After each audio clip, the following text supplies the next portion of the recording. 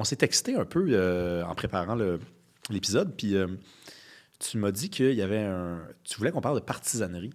Oui. Puis on en parle depuis tantôt un peu. De certaine façon, tu as dit que tu étais loyal. Oui.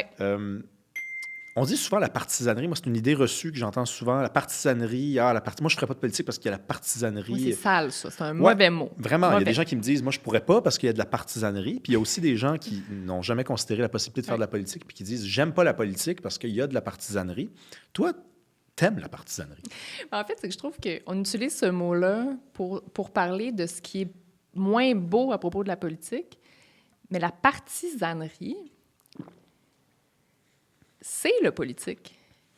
Le politique, c'est de débattre et d'être en désaccord. On a des conflits, on a des intérêts divergents, puis on va débattre de ça. Puis il y a des gens dans une démocratie qui vont décider de quel côté ils considèrent qu'on a raison. On est dans une époque où, depuis un petit moment déjà, puis aussi il y a des ancrages culturels, parce qu'on n'aime pas la chicane au Québec, où il faudrait qu'on fasse tout de manière transpartisane. Oh, faut pas débattre trop. C'est tellement malsain, là. Débattre, c'est démocratique.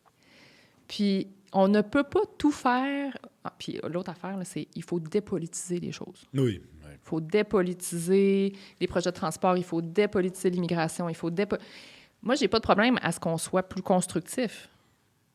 Mais on va pas dépolitiser. Qu'est-ce que tu veux faire? Tu vas donner ça à un comité de fonctionnaires? Mais non. Tu sais, moi, je veux les gens qu'on élise sur des idées déploient les politiques pour lesquelles ils se sont fait élire. Ne serait-ce que pour conserver l'imputabilité, là, pour qu'il y ait un responsable, quelqu'un à dire, bon, c'est lui là, qui avait ce dossier-là. C'est lui. Bon, c'est ça. Fait que c'est de sa faute, ou c'est grâce à lui si on a fait ça. Moi, là, tout dépolitiser, ça m'horripile. Et la politique autrement, là, tu sais, on va tout faire le kumbaya, là, puis il faudrait surtout pas qu'il y ait deux partis là, qui se chicanent sur l'enjeu, là, parce que là c'est politisé, là, ça, c'est mauvais. Tu sais, il y a des enjeux sur lesquels ça s'y prête. L'aide médicale à mourir, au Québec, on a super bien fait les choses.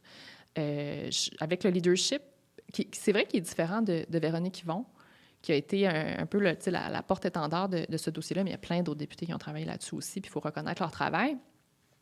On a fait les choses en concertation, mais c'est un enjeu qui demandait ça pour que ça fonctionne, pour qu'il y ait de l'adhésion, pour qu'on s'assure qu'il n'y ait pas d'effet pervers. Puis on a pris beaucoup de temps pour le faire. Mais, tu comprends, ça ne peut pas être de même pour tous les dossiers.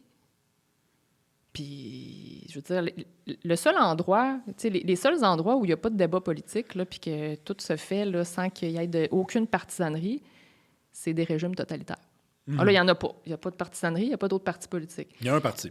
C'est ça. Fait que moi, je veux qu'on combatte cette peur de la chicane. Ce n'est pas se chicaner. Puis là, je vais faire un lien avec un autre enjeu qui est important, qui est l'absence ou la disparité d'intérêt et d'implication politique chez les femmes. Puis souvent, moi, je suis très, très impliquée là-dedans. Je vais souvent dans les événements de Femmes et démocratie. J'ai participé à des panels sur le sujet, autant en politique municipale que québécoise. C'est super important pour moi qu'on vise la parité, puis qu'on travaille à ce qu'il y ait plus de femmes en politique, puis en fait que notre classe politique soit plus représentative de ce que la population est. Tout ça, je suis toute pour ça. Mais quand on dit que les femmes ne vont pas en politique parce que le débat, ça se chicane, puis les médias sociaux, puis je ne suis pas certaine qu'on est sur la bonne cible.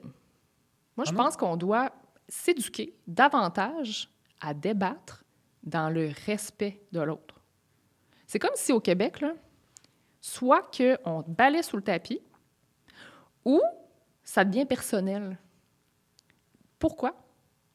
Moi, je n'accepte pas qu'on ne soit pas capable de changer ça dans notre société. Je pense que ça se travaille, mais c'est pas en disant il ne faut plus débattre, là, puis là, il faudrait que tout soit transpartisan. Ben non. C'est qu'on a exclu on a exclu la possibilité On a exclu la possibilité de transformer le débat dans sa forme actuelle, puis c'est peut-être des fois un petit peu trop tir groupé, là, Ben oui. en quelque chose de plus sain. Fait qu'on a dit il n'y aura pas de débat. Alors que le débat pourrait être mieux formulé. On jette le bébé avec l'eau du bain. Moi, je le vois, là. Tu sais, je fais... Mon expertise, c'est la politique, dans mes chroniques, sur mes plateformes de médias sociaux, puis mes abonnés, c'est majoritairement des hommes. les gens qui répondent, qui débattent, qui font des commentaires, c'est majoritairement des hommes. Est-ce que puis, tu sais, c'est tout un débat, là, tu sais, puis j'ai lu plein de féministes là-dessus, puis les approches sont très différentes, puis j'ai pas de réponse claire, mais est-ce que c'est vraiment en évacuant le débat que les femmes vont s'intéresser à la politique? Là, je pense qu'on passe à côté de la cible. Par contre, il y a plein de choses qu'on peut changer. Tu sais, l'Assemblée nationale, c'était faite par des hommes pour des hommes. Ça fait pas longtemps que les femmes sont impliquées en politique dans l'histoire de l'humanité, là. C'est fort possible qu'il y ait des choses qui soient mal adaptées. Changeons-les, OK? Il n'y a pas de problème. Mais le débat et la partisanerie, mauvaise cible. Il faut s'habituer, il faut s'éduquer à ça. Ben oui. Puis il n'y a pas juste des femmes qui n'aiment pas ça, là. Il y a beaucoup de gens là, qui sont comme « non. » Non, apprenons à débattre. C'est vraiment quelque chose qui manque, je trouve, dans notre société québécoise, puis il y a des raisons historiques qui probablement expliquent tout ça. Maintenant, abordons-le, puis changeons ça. Moi, je débat à semaine longue. J'en vois pas promener personne. Puis il y a des gens qui débattent avec moi. Bon, des fois, il y a une couple de tarlans là, qui vont m'attaquer personnellement puis qui vont me dire des affaires misogynes. C'est vraiment pas la majorité. Donc, c'est possible d'avoir des débats qui sont sains. Puis les partis politiques, puis la couleur politique aussi, ce n'est pas quelque chose de sale. Tu sais, des fois, l'actualité nous le rappelle régulièrement. Le Parti libéral a vécu une crise récemment. Le cœur de la crise, c'était les budgets de l'Assemblée nationale versus les activités partisanes. Il y a des gens qui pensent que c'est très simple. Ah ben non, pas d'activité partisane avec l'argent public. Ben non, c'est pas si simple que ça. On élit des gens, ils sont issus de partis politiques. Les gens, quand ils choisissent des députés, ils sont pas tous beiges, là. Ils ont une couleur politique. On a des employés qui sont payés par de l'argent public qui vont faire des activités partisanes le soir, la fin de semaine, pendant une campagne électorale. Moi, ça me scandalise pas tant que ça. C'est la démocratie. C'est comme si la démocratie, puis ce qui était beau, c'est tout ce qui touche pas les partis politiques. C'est pas sale, un parti politique. Puis c'est pas sale, puis il y a une autre affaire aussi, ça c'est impopulaire des fois de le rappeler, mais je prends par exemple Éric Kerr. Éric Kerr, à un moment donné, tout le monde disait « faut que François Legault s'en débarrasse. Il faut qu'il s'en débarrasse, il faut qu'il le jette en bas de l'autobus. » Et François Legault a refusé de le faire. Pendant longtemps, jusqu'à ce qu'Éric Kerr finalement démissionne. Mais la version officielle, c'est qu'il a démissionné quand même.